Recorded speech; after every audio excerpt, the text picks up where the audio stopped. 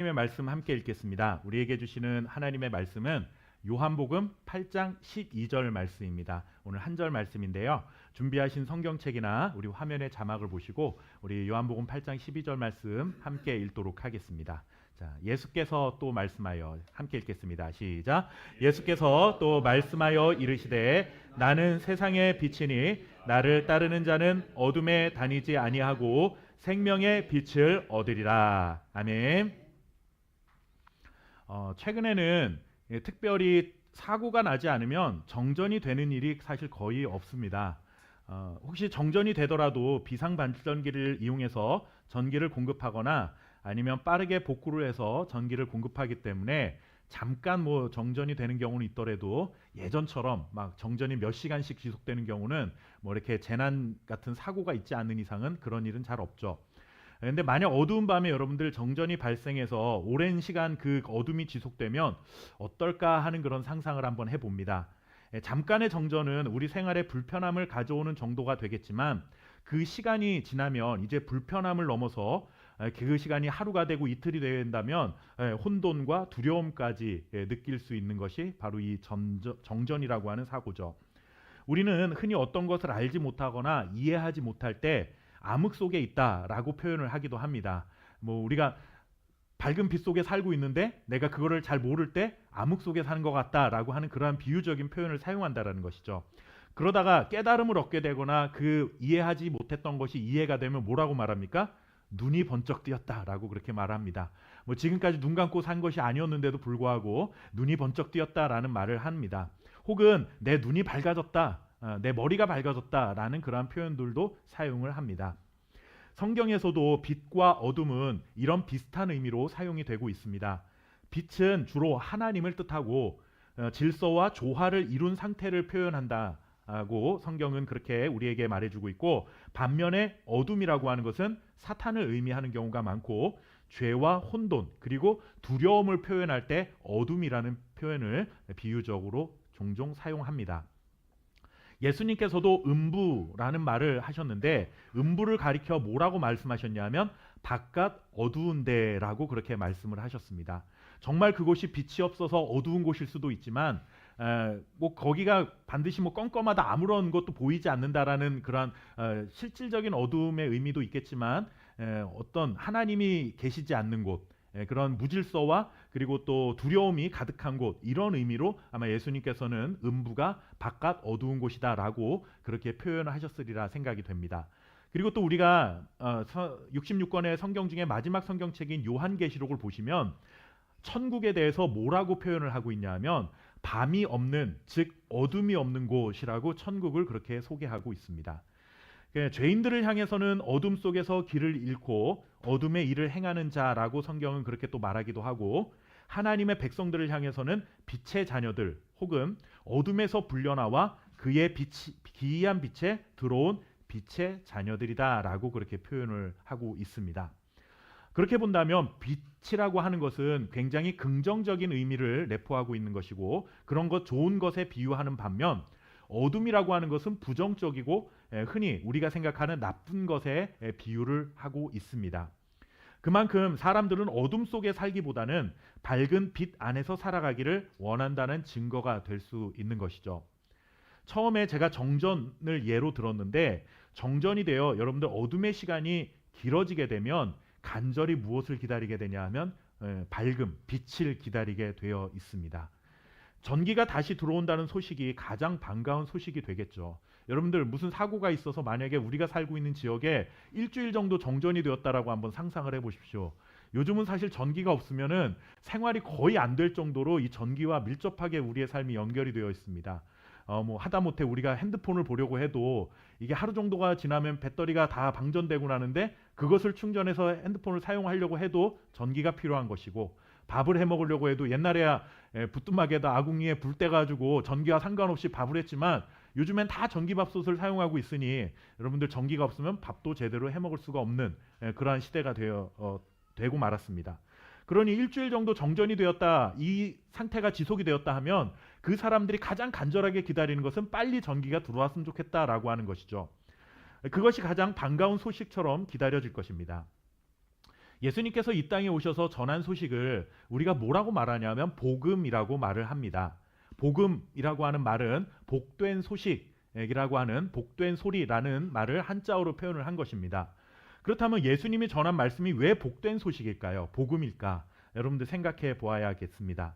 세례 요한이 선포한 말씀 속에서 왜 예수님이 전한 말씀이 복음이 될 수 있는지, 우리에게 복된 소식이 될 수 있는지 그 답을 찾을 수가 있습니다. 우리 함께 요한복음 1장 7절 말씀 같이 읽어보도록 하겠습니다. 자, 그가 증언하러, 시작. 그가 증언하러 왔으니 곧 빛에 대하여 믿게 하려 함이라. 아멘. 세례 요한은 어떤 역할을 했냐 하면 메시아가 오실 것을 먼저 알려준 사람입니다. 메시아가 이제 곧 오십니다라고 하는 것을 예고한 사람입니다. 그런데 그 곧 오게 되실 메시아를 뭐에다가 비유했냐면 빛에다가 비유를 한 것이죠. 즉 메시아이신 예수님은 세상의 빛이라는 사실을 사람들에게 예수님이 오시기 전에 앞서서 예수님에 대해서 그렇게 소개를 한 겁니다. 앞으로 메시아가 올 건데 그는 세상을 밝히는 빛으로 오실 겁니다 라고 그렇게 예고를 했습니다. 빛은 주변이 어두울수록 빛나는 법입니다. 여러분들 밝은 대낮에는 여러분들 전등을 켜도 그 빛의 효과는 미미합니다. 이렇게 환한 대낮에 랜턴을 여러분들 켜보십시오. 별로 그 키나 많아 사실 그렇게 우리의 생활에 영향을 주지 않습니다. 그런데 똑같은 랜턴, 똑같은 밝기의 랜턴을 밤중에 껌껌할 때 그거를 켜게 되면 굉장히 밝게 보이는 것이 사실인 것이죠. 세례 요한이 예수님을 두고 빛이라고 말씀하신 이유가 과연 무엇일까? 세상이 정말로 빛이 랜턴을 켜도 느끼지 못할 만큼 밝은 세상이었다고 한다면 예수님이 빛으로 오셨다 한들 세상이 그렇게 영향을 주지 않았을 텐데 예수님이 이 세상에 빛으로 오셨습니다라고 하는 그 선언을 한 것은 뭐냐면 지금 이 세상이 어두움 가운데 있다라고 하는 것을 전제하고 세례 요한이 이와 같은 말씀을 선포한 것입니다. 세상이 어둠 속에 있다는 것, 그것을 말하고 싶었고, 그런데 문제는 어둠 속에 살면서도 사람들은 앞을 보지 못하는 그런 눈먼 자라는 그런 사실을 세례 요한은 전제하고 이제 이것을 밝혀줄 세상의 빛이신 메시아이신 예수님께서 오실 것입니다 라고 말씀을 전했다라고 하는 것입니다. 그런데 빛이신 예수님이 이 세상에 오셔서 어두운 세상을 밝게 비추시고 눈이 멀어 앞을 보지 못하는 우리들의 눈을 뜨게 하셨습니다. 그래서 우리는 예수님이 전한 소식을 복된 소식, 복음이라고 말을 하는 것이죠. 예수님께서도 스스로를 사람들 앞에서 자신을 이렇게 소개했습니다. 오늘 우리가 읽었던 본문 말씀이 자신이 예수님에 대해서 이렇게 소개를 한 말씀입니다. 다시 한번 우리 요한복음 8장 12절 말씀 같이 한번 읽어보도록 하겠습니다. 자, 예수께서 시작. 예수께서 또 말씀하여 이르시되 나는 세상의 빛이니 나를 따르는 자는 어둠에 다니지 아니하고 생명의 빛을 얻으리라. 아멘. 예수님께서 뭐라고 말씀하세요? 나는 세상의 빛이다 라고 분명하게 말씀하고 있습니다. 세례 요한도 예수님이 빛으로 오신다는 것을 알고 있었고 예수님도 스스로 자신은 세상을 밝히는 빛이라는 사실을 알고 계셨습니다. 그런데 우리가 이런 말씀들을 잘 이해를 해야 되겠죠. 혹 이단이나 잘못된 가르침을 전하는 그런 기독교인 척하는 그러한 사이비 종교에서는 이런 말씀들을 문자 그대로 이해하는 경우가 있습니다. 그래서 뭐냐면 봐라 예수님이 자신을 빛이라고 하지 않았느냐. 그래서 예수님의 어떤 실체에 대해서 인정하지 않고 그냥 뭔가 잘 모르고 있던 것을 깨닫게 해주는 진리를 어둠 뭐 이런 도를 깨닫는 것 이런 것쯤으로 예수님을 비유적으로 그렇게 그렇게 말한다라고 말하는 경우들도 있습니다. 그러나 그건 잘못된 성경 해석이죠. 예수님께서 나는 빛이다라고 말씀하셨지만 정말 우리가 뭐 랜턴을 켜면 환하게 빛나는 어떤 그런 빛의 의미가 아니라 어두운 세상, 지금 세상이 죄와 사망으로 어두워져 있는데 이것을 내가 물러가게 만들 수 있는 어떤 그런 빛과 같은 역할을 하는 자로 왔다라고 하는 그런 의미로 예수님께서 자신을 비유적으로 이렇게 표현을 하신 것입니다. 자, 그렇다면 예수님께서 나는 세상의 빛이다 이렇게 말씀하시면서 예수님께서 뭐라고 말씀하시냐면 나를 따르는 자는 이제 더 이상 어두움에 다니지 않을 것이다 라고 말씀합니다. 이것을 반대로 뒤집어서 말하면 뭐겠습니까? 예수님을 따르지 않는 자는 지금 어둠을 다니고 있는 자라고 하는 것입니다. 그러나 많은 사람들은 여러분들 세례 요한의 말도 믿지 않았고 나는 세상의 빛이다라고 주장하시는 예수님의 말씀도 믿지 않았습니다. 뭐라고 하는 거예요? 나는 이렇게 밝은 세상에 눈 뜨고 살아가고 있는데 왜 나보고 어두운 세상 살고 있느냐라고 말하느냐라고 기분 나빠한다라는 것이죠. 그 당시에도 그런 사람들이 있었습니다. 여러분들, 바리새인이 가장 대표적인 사람들이었습니다. 바리새인들과 그 세력에 동조하는 사람들은 세상의 빛이라 말씀하시는 예수님의 그 말씀을 집요하게 물고 늘어지면서 예수님의 말씀이 잘못되었다라고 공략하기 시작했습니다. 이렇게 사람들은 자신이 어둠 가운데 있는데도 불구하고 세상이 다 보이니까 어둠 가운데 있는지 모르고 그저 예수님이 틀렸다라고 말하고 예수님을 등진 채 계속해서 어둠 속에서 모두가 그렇게 살아가고 있었다라고 하는 것입니다. 그러나 여러분들, 가만히 들여다보면 같은 어둠 속에 있어도 조금 양상이 다른 두 종류의 사람을 우리가 오늘 성경을 통해서 발견해 볼 수가 있습니다. 같은 어둠의 환경에서 살고 있는데 한 부류는 어둠에서 살고 있지 나는 어두운 곳에서 살지 않아 라고 생각하는 사람이 있고, 나는 지금 어두운 곳에서 살고 있습니다라고 깨닫는 자가 있다라는 거예요. 자, 오늘 그 사람들을 오늘 말씀 통해서 우리가 좀 살펴보려고 하는데, 자, 먼저 복음서에 죄인들의 대명사처럼 나오는 부류가 있습니다.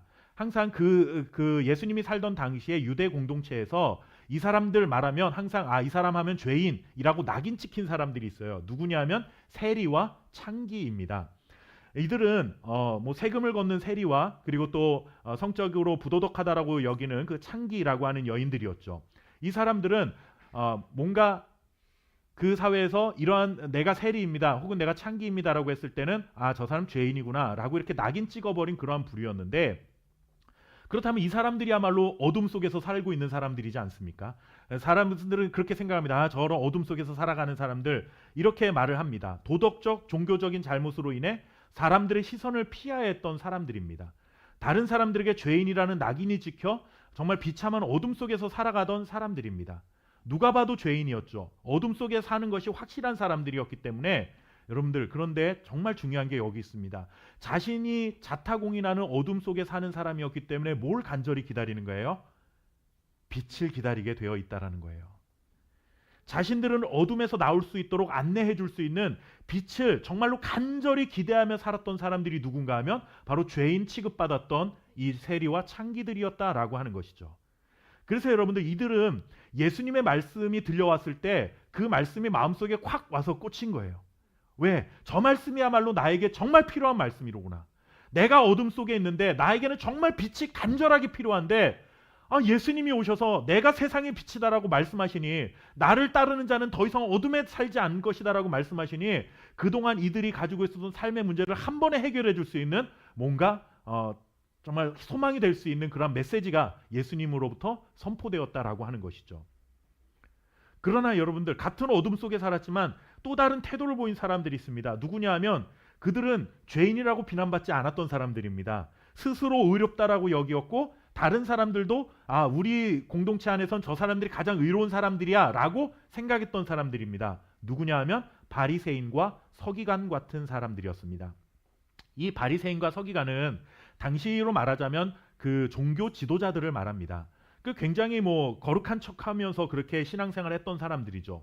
이들은 죄와 허물이 없었던 사람들이 사실 아닙니다. 진짜 죄와 허물이 없었던 게 아니라 죄와 허물을 없는 척하고 살아갔던 사람들이죠. 죄와 허물이 있었지만 교묘히 감추고 살았던 자들이고, 자신들은 세리와 창기와는 근본적으로 다르다라고 우월감을 가지고 살던 사람들이었습니다.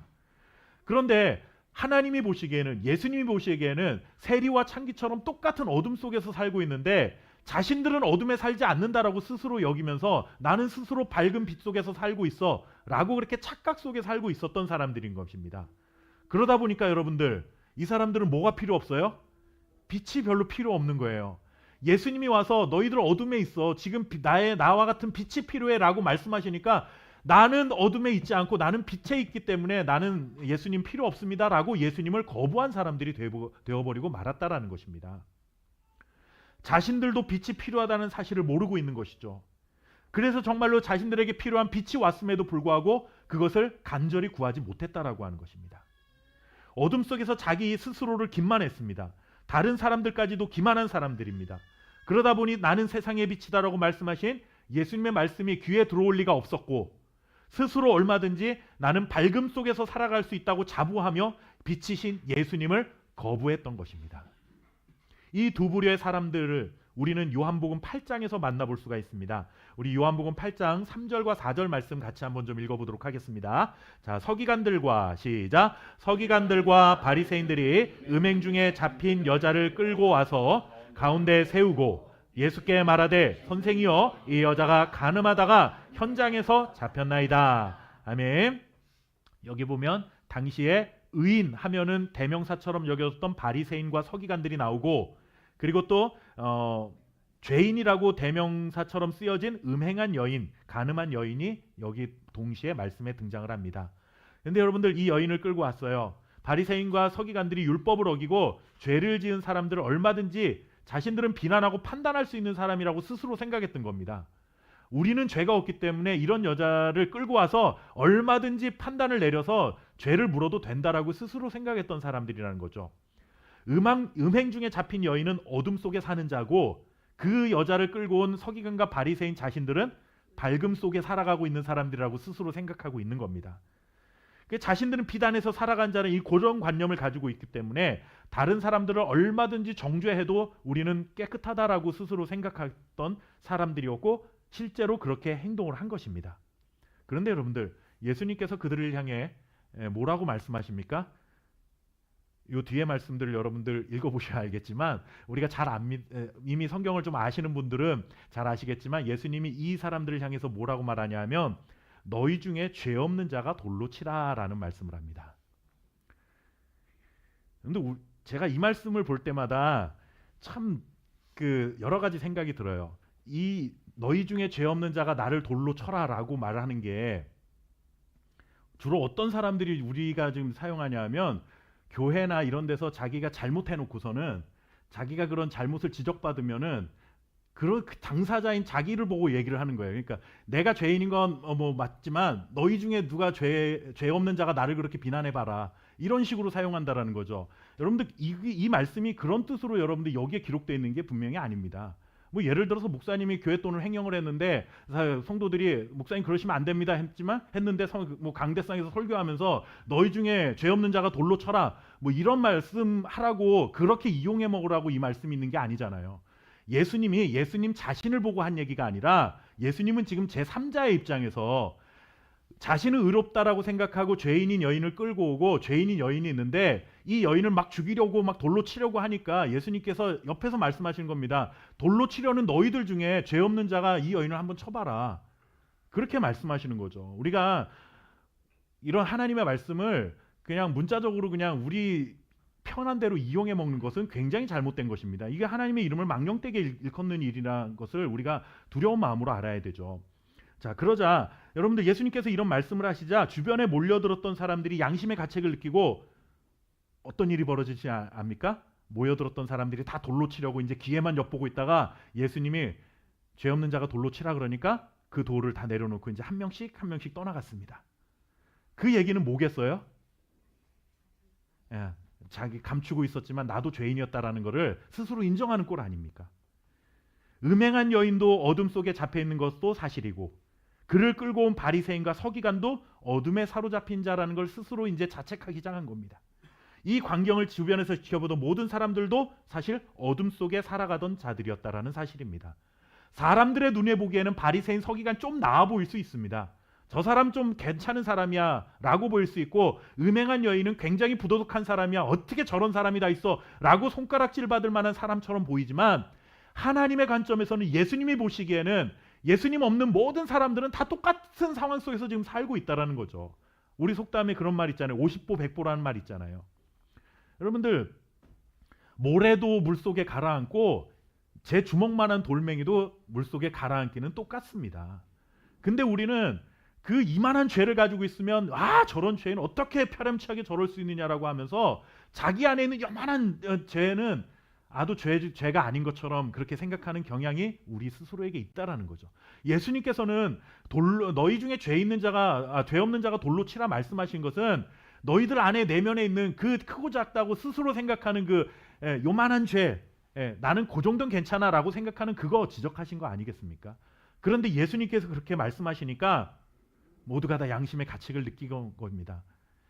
결국 어느 누구도 예외 없이 빛 대신 예수님 앞으로 나와야 한다. 너희는 지금 어둠 속에서 살고 있는 사람들이라는 것을 스스로 인정한 것입니다. 예수님의 말씀을 들어야 하고 예수님을 믿어야 한다는 것을 예수님께서 알려주신 것입니다. 건강한 자에게는 의원이 필요 없고 병든 자라야 의원이 필요하다는 예수님의 가르침이 떠오르는 말씀이죠. 자신에게 문제가 있다고 생각할 수 있어야 문제를 해결할 수 있는 겁니다. 지금 내 건강에 이상이 있다고 여겨야 병원을 찾게 되는 거죠. 물론 요즘에는 뭐 사전에 건강검진이라는 것을 받지만 그거 외에는 우리 대부분은 거의 내가 아파서 못 견딜만 해야 여러분들 병원을 찾게 되어 있습니다. 그래야 의사를 만나고 치료를 받죠. 그런데 여러분들 정말 큰 문제는 무엇입니까? 아픔을 느끼지 못하는 게 여러분들 큰 문제 아니겠습니까?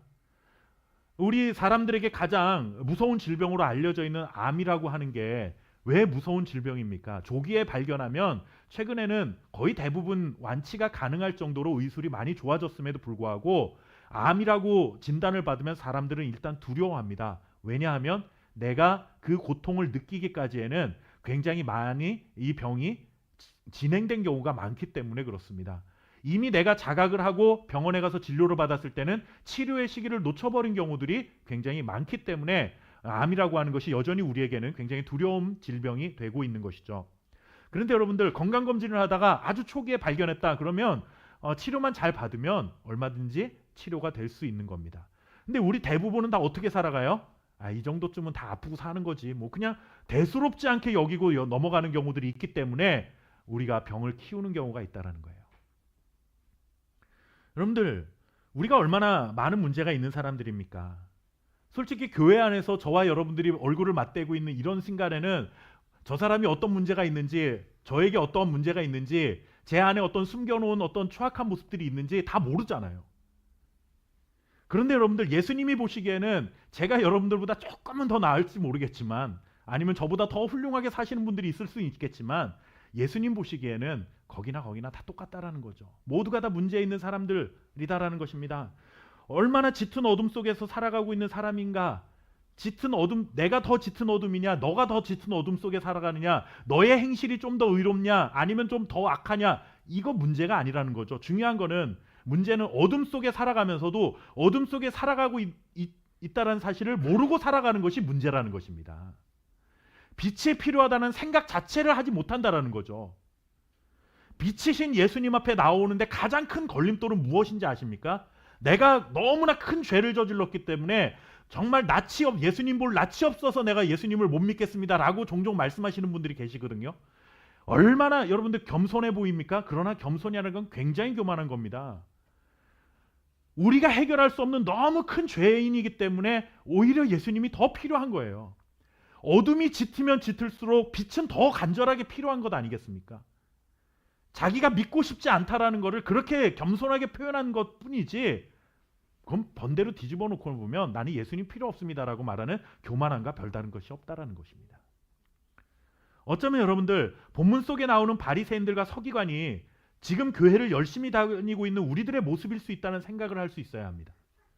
세상 사람들을 향해서 제가 말씀을 전한다면 하나님을 믿지 않는 사람들은 스스로 그래도 내가 좀 죄인이지, 내가 좀 잘못했지 이런 마음을 조금이라도 가지고 있을 수 있는데 이미 교회 안에 들어와 있는 우리들에게 이런 말씀을 전하면 우리 스스로가 그렇게 생각한다라는 거예요. 우리는 예수님 믿은 지가 10년이 되고 20년이 되고 30년이 됐는데 나는 이 말씀과 상관없네? 라고 우리 스스로를 착각할 수 있다라는 겁니다. 바리새인과 서기관들은요 철저하게 율법을 지키려고 애썼던 사람들입니다. 물론 자신의 뜻, 자기들의 마음대로 지켰던 것이 문제이지만 그래도 그들이 그런 열정을 가지고 있었던 것은 한 가지 목적이었죠. 뭐냐면 하나님 앞에서 올바로 살아가야 되겠다라는 그 열심 때문에 그렇게 살았던 겁니다. 다만 그 방향이 잘못되었던 것은 사실입니다. 나는 술, 담배 입에도 되지 않으니 스스로 괜찮은 신앙인이라고 여길 가능성이 있다라는 겁니다. 주일 성수하고 소득의 10분의 1도 빼먹지 않고 꼬박꼬박 11조하고 있으니 문제없는 신앙인이라고 우리 스스로를 생각한다라는 거죠. 적당한 때에 교회에서 훈련도 참여하고 마음 내키면 봉사도 하고 있으니 나 스스로 괜찮은 신앙인이라고 우리 생각하는 겁니다. 솔직히 저와 같은 목회자는 더 위험할 수 있습니다. 일과의 거의 대부분을 교회 안에서 저는 지냅니다. 가깝게 지내는 사람들도 대부분 신앙이 있는 사람들이고 다른 사람들에게 그래도 목사님인데 하는 인정을 받으며 살아가고 있기 때문에 그런 일들, 그런 상황에 많이 놓여 있기 때문에 저는 제 스스로가 의로운 사람이구나라고 생각할 가능성이 여러분들보다 훨씬 큰 사람입니다. 직분을 가진 자들이 교회에서 흔히 말하는 중직을 맡은 자들이 이러한 위험에 빠질 큰 위험이 있다라는 거예요. 왜? 이 교회에서 내가 10년, 20년을 다니며 중직자라는 것을 사람들에게 인정을 받았다 보니 그것이 마치 내 신앙의 모든 것을 대변해 주는 것처럼 착각하는 경우들이 있다라는 것입니다.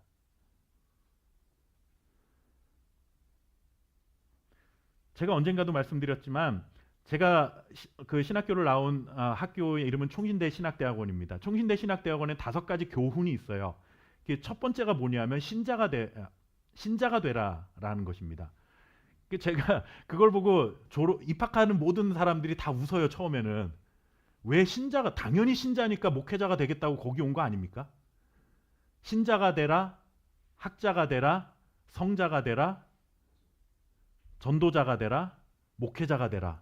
이 5가지가 이제 교훈인데, 첫 번째 신자가 되라는 게 우리하고는 너무 안 맞는 것 같다라는 생각이 든 거죠. 여러분들 그렇지 않습니까? 안 믿는 사람한테 가서 신자가 되십시오 하는 게 제일 우선이잖아요. 근데 목회자가 되겠다고 신학교를 온 사람들한테 신자가 되라, 이건 안 어울려요. 그래서 우리가 참 좀 웃기는 거다, 이거 좀 생각을 했는데 3년을 신학대학원을 다니면서 생각해 본 게 이 신자가 된다는 게 얼마나 어려운 일인지 모르겠습니다. 정말 믿는다라는 게 무엇인지 깨달아가는데, 지금도 저는 솔직한 얘기로 매주마다 설교를 하는 목사이지만 정말로 우리가 하나님을 잘 믿는다라는 게, 이 믿음이라는 게 뭘까에 대한 그 고민이 지금도 사실은 제 마음속에 확실하게 뭔가 이거구나 라고 하는 그런 고민이 늘 항상 있어요. 뭐 또 이런 부분들만 또 오해하고 들으시고 우리 목사님 믿음이 뭔지도 모른대 막 이러시면 안 돼요. 그런 뜻이 아니라 정말로 우리가 하나님의 말씀을 믿고 산다는 게 뭘까, 정말 신자다움으로 살아간다는 게 뭘까라고 하는 이 고민이 늘 항상 있다라는 거예요. 저는. 여러분들, 근데 그게 어려운 거구나, 정말 신자가 되는 게 중요하구나, 공부를 하고 거기서 이제 훈련을 받으면서 그런 것들을 깨달아가면서 이것이 첫 번째여야 하는 이유가 있겠구나라는 생각을 이제 수긍이 됩니다. 그런데 가장 우리나라 교회 중에서 여러 교단들이 있는데 보수 교단에 속하는 교단이 우리 합동측 교단 아닙니까? 근데 요즘 신대원생들 중에, 심지어 신대원을 온 학생들 중에도 동성애를 이렇게 하는 학생들이 있다라는 얘기가 들려올 정도로 신학교가 굉장히 지금 위기에 처해 있다라는 그런 말들이 들려옵니다. 제가 이 말씀을 왜 드리는 것이냐 하면, 그 사람이 신대원을 졸업하고 나와서 목사 안수를 받으면 사람들은 저 사람 목사 안수 받았으니까 훌륭한 신앙인이야라고 우리는 그냥 전제하고 그 사람을 본다라는 거예요. 정말 하나님의 말씀이 무엇인지 모르고 하나님의 뜻이 무엇인지 모르고 그냥 목사라는 직분을 받았을 뿐인데 그것 때문에 우리는 착각하고 산다라는 거죠. 제가 이런 말씀을 참 드리기 어려운 말씀을 드린 이유가 바로 여기에 있습니다. 우리 스스로가 기독교인이라는 그 탈을 쓰고 있다고 해서 우리는 아무런 문제 없는, 우리는 여전히 밝은 빛에서 잘 살고 있는 그런 사람들인 것처럼 우리 스스로를 생각할 그런 위험이 존재해 있다라는 사실을 우리가 기억해야 한다는 것이죠. 물론 우리 모두가 처음에 빛 대신 예수님을 믿고 어둠에서 빠져나와 지금 생명의 길을 걸어가고 있는 건 사실입니다. 그러나 우리가 한 번 그렇게 예수님을 믿었다고 해서 그 한 번 믿은 것 때문에 우리 스스로를 굉장히 의로운 사람인 것처럼 그렇게만 생각해서는 안 된다라는 말씀을 드리려는 것입니다. 어느 순간 내가 가진 신앙 자체가 나의 의가 되는 경우가 있다라는 거예요. 내가 목사인데, 내가 장로고, 내가 권사고, 내가 집사인데, 내가 교회를 다닌 지가 언젠데 이것 자체가 내 신앙을 대변해주는 나의 의가 되는 경우들이 많이 있다라는 것입니다. 더 이상 빛이신 예수님을 진심으로 따르지 않는, 현재 나는 아무런 문제가 없다고 자부하는 삶을 살아가고 있지 않은가, 우리 스스로를 하나님 오늘 말씀 앞에 좀 냉정하게 생각해 볼 필요가 있다라는 생각이 들었습니다. 빛 대신 예수님 앞에 우리의 삶이 노출될수록 우리는 사실 더 겸손해지고 더 낮아져야 합니다. 그런데 처음 예수님을 믿고 우리 처음 예수님을 정말 믿을 때 뭐라고 고백하냐면 나는 죄인입니다. 나 같은 죄인 살려주셔서 감사합니다. 다른 모든 것이 없어도 주님 한 분이면 나는 만족합니다. 죄와 사망에서 구원하신 그 은혜만으로도 나는 충분합니다. 고백했는데 여러분들 신앙생활 20년 30년 하시는 가운데 이제는 내가 하나님 앞에 죄인입니다라고 고백했던 적이 과연 언제인지 한번 돌아보십시오. 1년이 지나고 10년이 지나고 30년이 지난 지금 나의 모습을 한번 비교해 보십시오.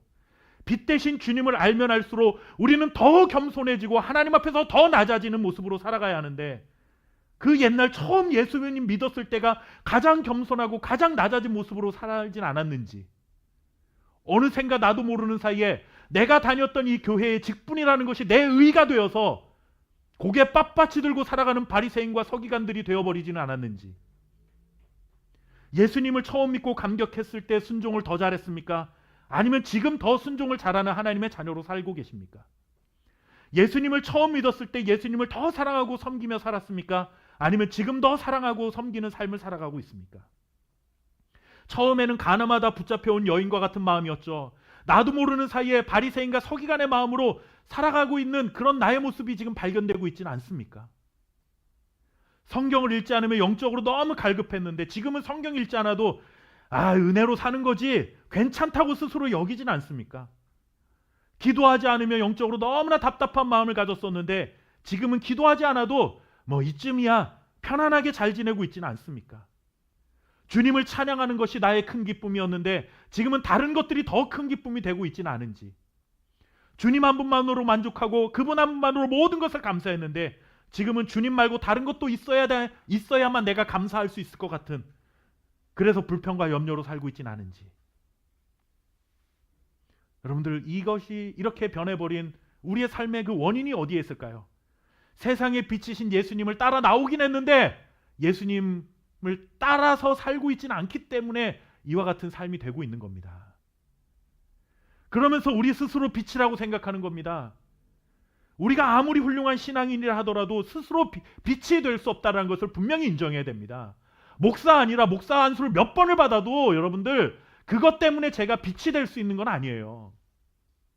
이웃들로부터 칭찬 듣고 교회 안에서 모든 사람들에게 인정을 받아도 빛이신 예수님을 따르고 살아가는 자들이지 내가 빛이 되는 것은 아니라는 사실을 분명히 알아야 합니다.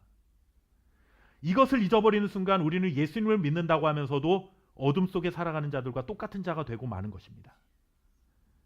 빛으로 찾아오신 예수님을 따르며 빛의 자녀가 된 것은 너무나 감사하고 기쁜 일이지만 빛의 자녀가 된 것으로 끝나는 것이 아닙니다. 우리가 빛의 자녀가 되었다라고 하는 것은 마치 이런 거죠. 엄마가 아이를 낳은 것입니다. 엄마가 아이를 낳으면 그냥 낳은 것으로 끝나는 게 아니잖아요. 그 아이가 정상적으로 이제 자기 스스로를 가누고 살아갈 때까지 부모가 계속해서 양육하고 보호해주고 그의 필요를 계속해서 채워줘야 합니다. 우리가 빛의 자녀가 되었다라는 것은 마치 이제 예수님을 믿고 태어난 겁니다. 근데 태어났다고 해서 다가 되는 게 아니잖아요. 성숙한 그리스도인으로 살기 위해서는 끊임없이 주님과 교제해야 됩니다. 주님의 말씀 속에서 살아야 합니다. 주님을 계속 따라다녀야 된다라는 거예요. 더 겸손해야 됩니다. 하나님 앞에서 더 겸손해야 되고 더 낮아져야 합니다. 더 사랑해야 되고 더 섬겨야 하고 더 감사하며 살아야 됩니다. 지금보다 더 해야 됩니다. 올해보다 내년이 더 겸손해야 되고 하나님 앞에 부르심을 받을 날이 점점 더 가까워지면 가까워질수록 우리는 더 낮아져야 되고 더 사랑으로 섬기는 자가 되어야 한다는 것이죠. 그런데 교회가 자꾸 높아지려고 해요. 교회가 점점 힘을 가지고 세상 사람들을 군림하려고 합니다. 거꾸로 가고 있는 거 아닙니까? 빛의 자녀가 되어서도 어둠에 사로잡혀 살아가는 자들과 똑같이 살아가는 그런 성도들이 되어서는 안 됩니다. 생명의 길을 걷는 빛의 자녀다운 삶을 살아갈 수 있는 우리 함께 교회 성도님들 되시기를 주님의 이름으로 축원합니다. 기도하겠습니다. 살아계신 아버지 하나님, 어둠 가운데 있던 우리들을 밝은 빛으로, 생명의 빛으로 불러주신 예수님께 감사와 영광을 올려드립니다. 이제 빛의 자녀가 된 것을 감사할 뿐만 아니라 빛의 자녀답게 빛이신 예수님을 따르고 살아가는 자들이 될 수 있도록 은혜 베풀어 주옵소서. 나는 이미 예수님을 믿으니 의롭다라고 생각하는 이러한 높아지는 마음들을 내려놓고 주님을 믿고 따를 때마다 더더욱 낮아지고 겸손해지고 더 사랑하고 더 감사하고 더 섬길 수 있는 자로 주 앞에 살아갈 수 있는 우리 함께교회 성도들 될 수 있도록 주님 축복하여 주옵소서. 오늘도 우리를 빛으로 부르시고 생명의 빛으로 살아가게 하신 하나님께 감사와 영광을 올려드립니다. 이 감사하는 마음 구별하여 예물을 드리오니 하나님 아버지, 이 예물이 우리의 신앙의 고백이 되게 하시고 우리의 삶의 모든 것은 하나님이 주신 것입니다 라는 고백으로 하나님께 감사함으로 드릴 수 있는 귀한 예물이 될 수 있도록 축복하여 주옵소서. 언제나 주님의 은혜 안에서 건강하게 평강을 누리며 살아갈 수 있도록 하나님의 인도하심으로 우리의 삶을 붙들어 주시기를 소망하며 예수님의 이름으로 기도하옵나이다. 아멘.